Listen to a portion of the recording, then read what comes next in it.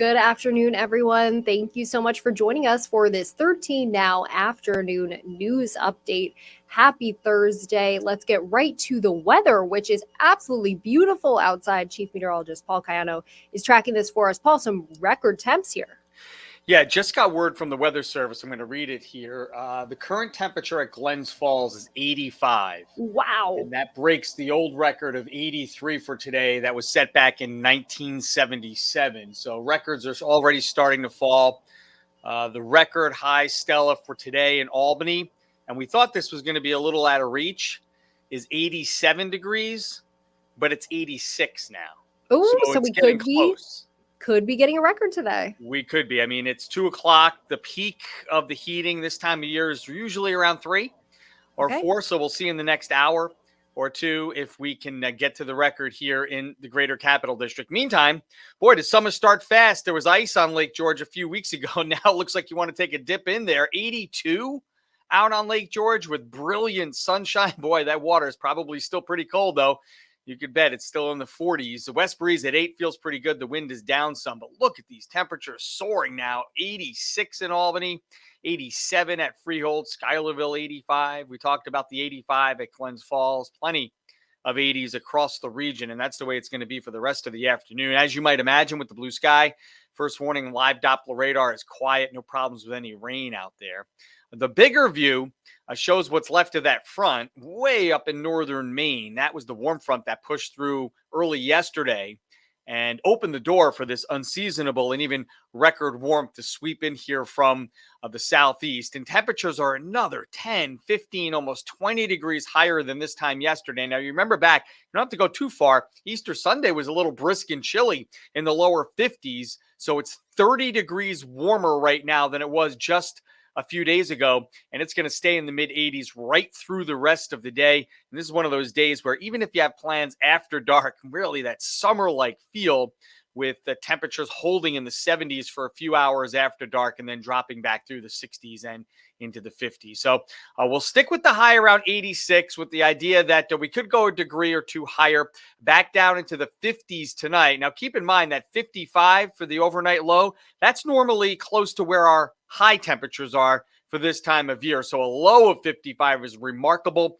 84 Friday, 78 Saturday. Right now it looks dry across the weekend, just a slim chance of a shower. That gradual cool down will occur between Sunday and Monday when a front comes through, and then really back to reality midweek next week, Stella, when temperatures all of a sudden look cold when they're in the 50s. But really that's pretty common for this time of year. Until then, we can pretend like we're in summer already. Bask in that sun. You know what else today? Sunscreen. The sun is so hot and it's high in the sky without any clouds. You can burn easily even here in April. Good reminder. Yeah, one of our producers went on a walk. I believe it was yesterday morning, said she got a little bit of sunburn. So something to watch out for. Exactly. Thank you, Paul. Okay, we are also following a few breaking news stories right now. Troy police have charged a man in a Thursday evening shooting at Corliss Park Apartments.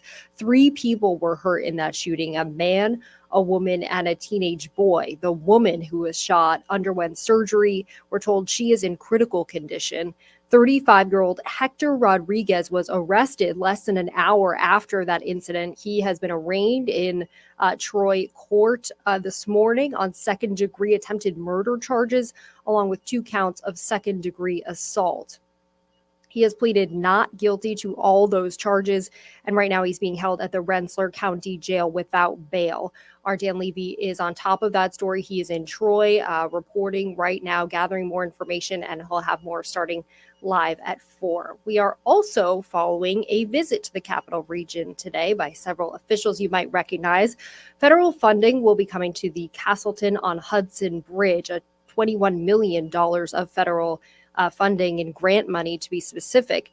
The bridge connects Rensselaer and Albany counties, and today dignitaries and transportation officials came to the area to make the announcement about that $21 million, including Governor Hochul and U.S. Transportation Secretary Pete Buttigieg. So we'll have more on that announcement and the impact on that bridge starting live at 4.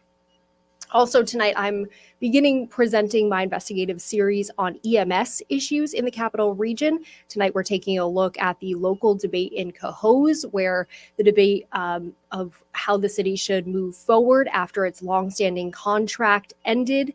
And there is a tense debate between the fire department and the city right now on how best to provide EMS services. You can also look for some of that reporting over the next week. That will do it for our 13 Now afternoon news update. I'm Stella Porter. Get out there and enjoy the sunshine and have a great day, everyone.